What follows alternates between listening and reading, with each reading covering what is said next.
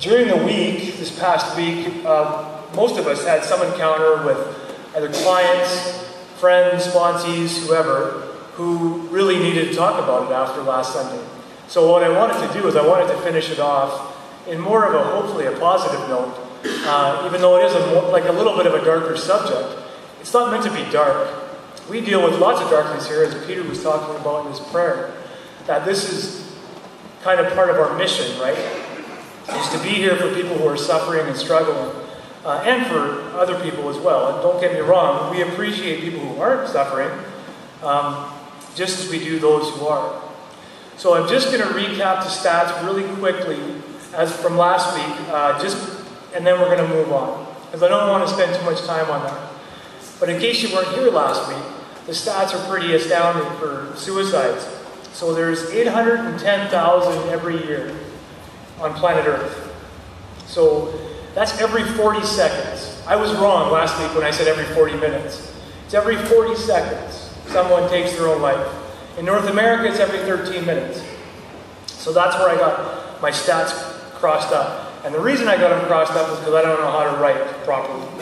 And I get that from my dad. It's like chicken scratch.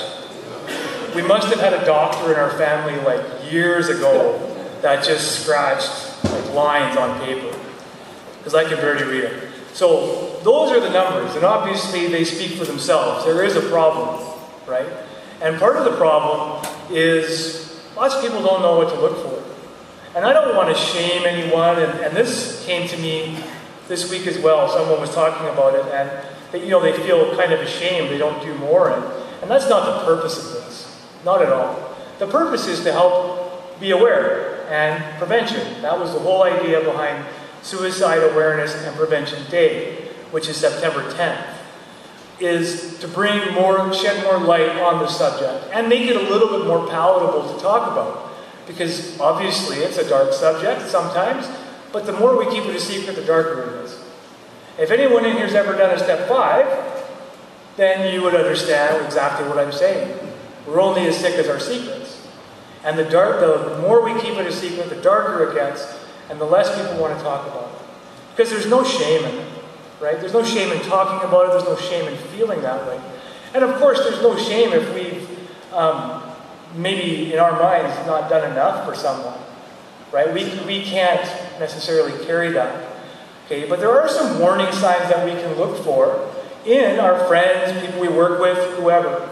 And some of those warning signs are obviously, this may seem obvious, like drastic changes in mood, right? Mood swings. Now, this does not include those of you who are married and that your partner has mood swings, okay? Because that apparently is a part of marriage. I wouldn't know, but apparently that's part of the deal. Wherever Thomas went, I was trying to warn him, but he took off. But drastic mood changes. And people giving up what they love. And not just possessions, but that's a part of it. So if you have someone you know is giving away stuff that they cherish, but also giving up things they love, sports, arts, different things that they normally would do that they're not doing, right? And this isn't something that happens like once, right? Where I say, oh, my brother, oh my gosh, he didn't go golfing this summer. I better check in with him. Right? Well, the truth is, it's over a period of time. We want to try to keep these things together. And of course, some of them are more drastic than others. If someone comes out and says, I want to die, obviously we can ask, what do you mean? Are you planning suicide? And these are very simple questions that most of us don't want to ask. And why don't we want to ask them? Sometimes we don't want to know. Because then what if they say yes? Then what are we left to do? It's very simple. So if I ask someone, and I remember being a young social work student at Mount Royal, and we were all young and afraid to be like, are you going to commit suicide? Are you talking about suicide? Because we were afraid, because what that means is now we're like connected and we're involved, right? And when we're involved, that means we're responsible for something. Now, I can't be responsible in any way, shape, or form to keep someone from doing that if they choose to do that. But I am responsible to ask some pretty simple questions. As a human being, I feel that way. And they taught us that in school, that, well, you need to ask these direct questions because you're not going to give someone the idea to do it. Matter of fact, asking the question oftentimes will derail the whole process. Okay? It can potentially save someone's life by asking them, are you thinking about suicide? You can save someone's life with one simple question.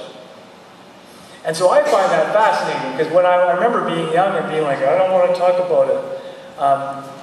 And then people who had been around a lot longer than me, much like in the rooms, said, well, you need to. And as a professional, it's easy to talk about it because that's part of the work that I do. But as a person, is it just as easy? And sometimes it's not, right? But the more we get connected through Facebook, Instagram, all these different things that are out there, and forgive me, I get this from my dad as well. I don't even know what like some of them are called, but there's more than that apparently. Like there's something beyond Twitter, and I don't know what it's called. Tinder? It's a T. I don't know. There's all kinds of stuff out there. It's a T, and there's something else. Not Tinder? Okay, not Tinder, something else. No, it's not. The two young girls in the front are laughing at Tinder like, oh my God, yeah, not Tinder. So there's so many different ways that we connect now. So what happens when we start connecting with someone who lives in, I have some friends that live in New York, right? And we connect through all kinds of different mechanisms on the internet, okay? And so one friend says, just in conversation like a chat, says, I'm done with everything. I'm overwhelmed, I'm done with everything. Now the chat goes on and all of us, and I'm just watching because I'm like, well, there's got to be people closer to him, but nobody says anything. But that's one of those key sentences when someone says it. And this person has said it a few times. So I said, okay man, like I can't ignore that anymore. So I just flat out tell him in the middle of the thing. Because I'm like, yeah, you know what? I don't want to keep a secret. That's going to kill you. Right? That's not going to help. And besides, it's in an open chat. So I tell him, like, I even look it up online in his area where I'm like, dude, you can call these numbers if you need to. And honestly, a part of me is like, I probably just lost a faux friend. Right? Like an internet friend. I don't know what you call them. You call them friends or just like, I don't know what they are. But I thought to myself, I probably just lost like a faux friend. And then it occurred to me that that's okay because that person might still be alive for their real friends. Right? And so these things start to make more and more sense the more I apply them in every area of my life. So we talk about the 12-step programs, whatever they may be. What's the last step? Practice these principles in all my affairs. Right? Well, these are all my affairs. Now, I may have at a time scoffed at the idea that I would talk on the internet. I remember my old best friend teaching me how to use like a web browser when I was like 30. And I'm like, dude, this makes no sense to me. And so, of course, I scoffed at the idea. But the truth is, that's the world we live in. That's the world our kids, our grandkids, our great-grandkids, our nieces, our nephews, that's the world they live in. That's how they communicate. I'm done fighting it. And mind you, I was done a little while ago, but I have to say that I'm done, so I can convince myself I'm done. So this is the world we live in. We're connected. We have the means to communicate to people all over the world, and some of them are suffering, right? And it's okay. We can't do any more than we can do, right? Obviously I can't fly to New York and be like knocking on his door and saying, hey man, I know you're in trouble. Right? If that was possible, that'd be great. But first of all, it's not reasonable. What is reasonable is for me to provide him with information. Right? Because that's the least I can do when someone starts opening up and saying things that set off alarms. So obviously some of the feelings are, and we get confused with this, and anyone in the room who's suffered with depression can probably relate. We get confused that depression is all about sadness, but it's not all about sadness. Sometimes it feels nothing. Right? It's like a void. It's not just I feel sad, because I know lots of people who say, well, I'm not depressed, I don't feel sad. I said, yeah, but you just talked about the fact that you haven't left your house in 2 weeks. So there's something going on, right? So there's more to it than just being sad. So we try to listen for things like, I feel trapped. I feel trapped, it's never going to change. It's unbearable. I want to leave. I'm done, right? And so we talked a little bit last week about physical pain being okay to want to escape from, or emotional pain isn't okay to want to escape from. But the truth is, for anyone in here who's had chronic emotional, physical, intellectual pain, any kind of pain whatsoever, you know that it's all the same. That feeling over time of pain wearing down our ability to cope, right? Because that's what happens over time. We lose the ability to cope the way we used to. So of course, what starts happening? Well, I stop writing, I stopped seeing my friends, I stopped going for coffee, I stopped visiting my parents, I stopped doing all these different things that I normally do, right? Because I'm feeling trapped inside the pain. And it's really hard to get out of that. Sometimes harder than others. Especially when I do what we've all learned, if we're in any 12-step programs, that we've learned to not isolate. I'm my own worst enemy when I'm in that place, whether it be drinking drugs or otherwise, right? It's not just about that. The truth of the matter is, there's often times where it comes down to the bullet, the bottle, or the book, right? Whichever book you read. I won't say the name. It's big. It's big. But it comes down to sometimes three things, because pain goes over and over and over, and it wears down our ability to cope. Okay? So we talk about feeling hopeless or having no reason to live. When we hear things like that, it's okay to ask questions. And you don't have to have all the answers. There's something that I try to talk to new people about, whether it be professionally or otherwise, when they come to me for help. Okay? It's one of these things where I try to say, you know what, it's okay to say I don't know. I've sat there and listened, like, in different funeral homes or whatever, and I'm like, just stop. Just say you don't know, because we all know you don't know. Because when we go around in those circles, it's okay to say that. So when we ask a question, are you thinking about suicide? And they say yes. It's okay to go, well, I don't know what to do, but let's figure it out. If you don't know, right? Luckily, we're in a day and age where we're connected. I can pick up my phone right now and give you 6 phone numbers to call, if I so choose, right? Hopefully somebody will reimburse me for the data usage. But otherwise, I can do that at the drop of a hat. We can do that. We have the ability now. I don't have to pretend that I don't know, right? I can look it up. You can look it up. And if you don't have access, we can always find a way to get access. Right? Because not every situation is going to dictate that we need to do like an intervention. Right? Some situations, in terms of like calling 911 or the police information number. Okay? Sometimes we're going to just simply help someone connect. Connect to a doctor, connect to a mental health worker. And thankfully, as much as anyone who's had to be involved in the medical system in Alberta, we have a pretty good system. You can look up online any phone number you need. You can get the connections. Now, it may take some time, obviously. Hence why, if it's an emergency, we call 911. Right? And I don't worry about secrets, because secrets don't save your life. Okay? Secrets could potentially not save your life. So when we start to talk about mood swings and mood changes, it's over the course of time.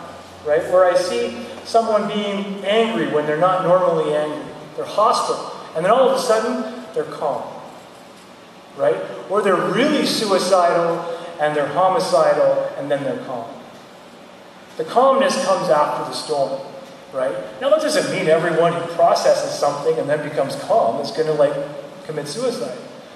But if you start to notice that, with the fact that they're giving away their possessions, they're not doing anything they used to do, right? Then it's a sign that something may be wrong, right? Now again, just because someone has depression doesn't mean they're going to commit suicide. But in almost every case of suicide, people have suffered from some sort of emotional disturbance, right? Whether it be acute or over the course of time. So there is a correlation there. But that doesn't, of course, mean that anyone who has depression is going to kill themselves. Because that's not true, right? Just like everyone who has schizophrenia isn't going to hurt anyone. necessarily, right? But sometimes they find, like, I know this is kind of morbid, but when things happen like what happened on the bus out east, they discovered the person had a mental illness. And what came from that? People were scared of people with mental illness. But that is one tiny percentage of all of the people. And as I mentioned last week as well, that depression is the #1 disability on our planet. Okay? So we're not talking about something that's a fantasy anymore. This is a reality. Okay? And some of the numbers for PTSD, 70% of adults, okay, experience some kind of trauma. 70% of us. So if there's 100 of us in this room, 70 of us have experienced trauma, at least. Okay?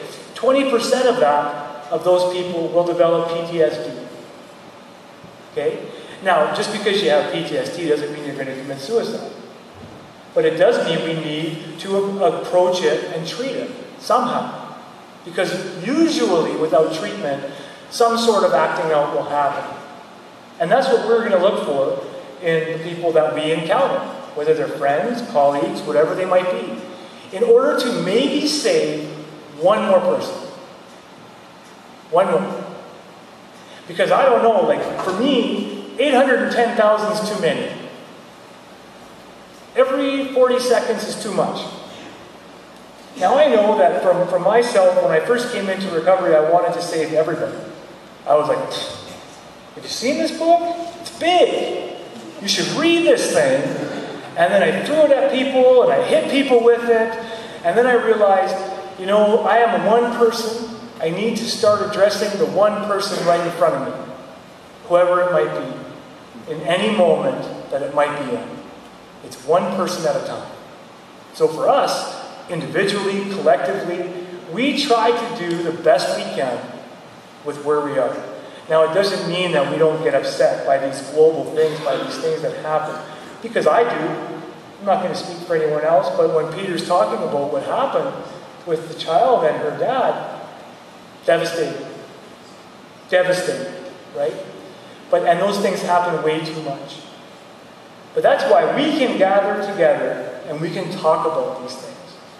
We can talk about the lifestyle of drug and alcohol abuse and the connection to that some homicides and suicides and all those different things, that it's a part of. But just because someone kills themselves with an overdose doesn't mean that all drug addicts are going to try to kill themselves with an overdose. Right? We know that because most of us in this room have experienced, I won't say all, because there are obviously some that haven't, but most of us have experienced some using too much of a drug. Or maybe I'm alone. I've used too much once or twice where I thought I might die, and then I tried to use more because I wanted to. But that's not indicative of everyone, right? That was my experience.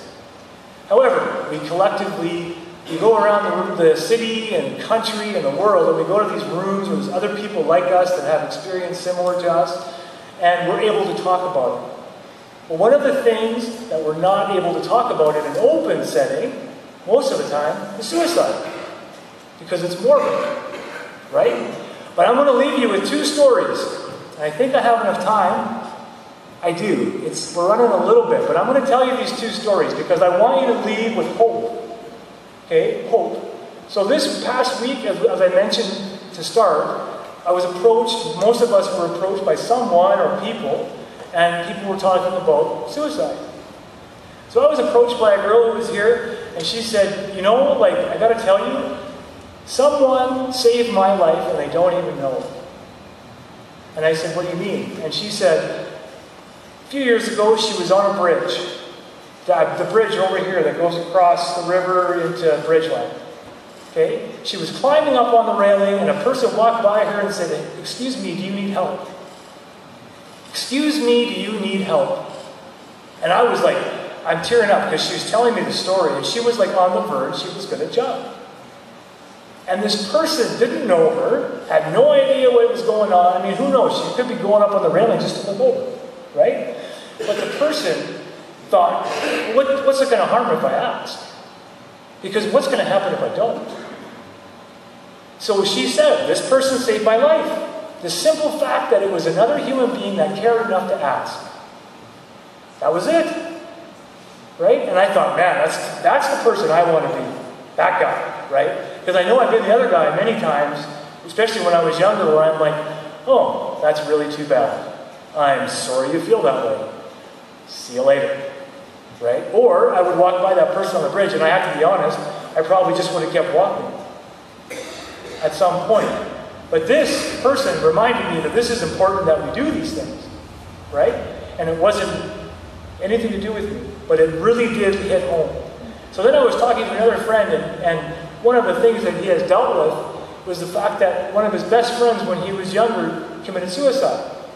And just before, the day of, this person had sat with him and asked him if he could sit for a coffee and a chat. And he said, no, I'm too busy. And the funny thing is that sometimes we're too busy. This is true, right? But he remembers acutely that his friend was distressed. There was stress in the voice, in the actions, in the thing. And he knew something was wrong, and he just didn't want to take 10 minutes. Right? Now, obviously, what I tell my friend is, it's not your fault. Right? It's not your fault. This is not your fault. Of course it's not.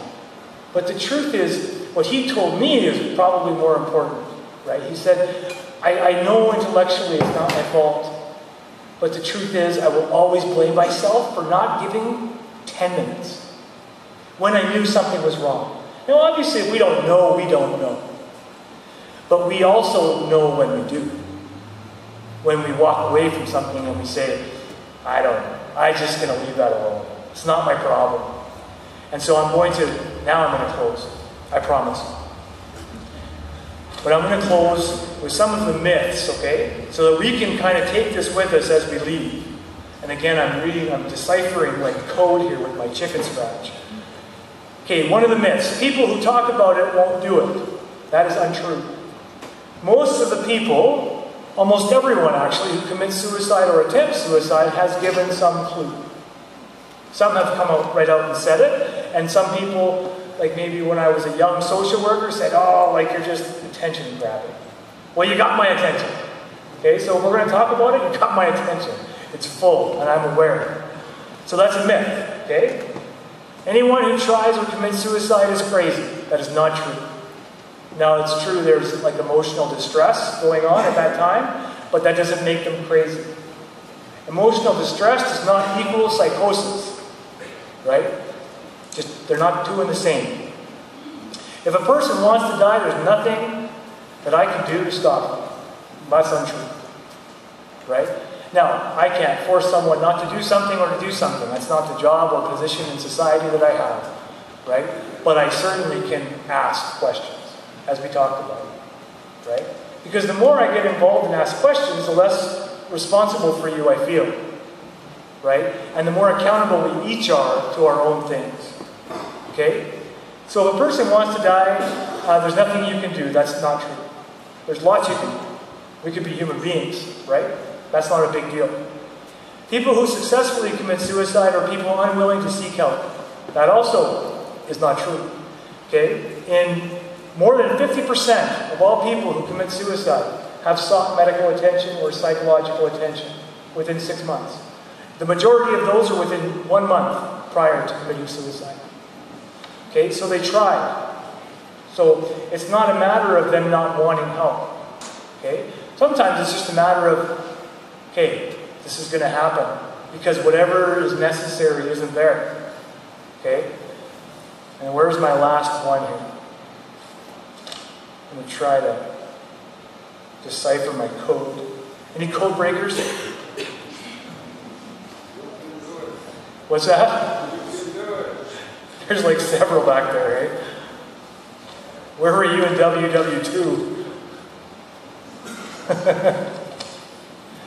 All right, that was it, guys. And so thank you for being here with us tonight again. I swear next week it's not going to be me talking about the same thing. It's not, right? Okay, I don't want to make any more amends. So it's not going to be me next week. But again, we're all participants in this world. So let's be participants with each other. And it's okay to ask questions and just have conversations. Okay? Thank you.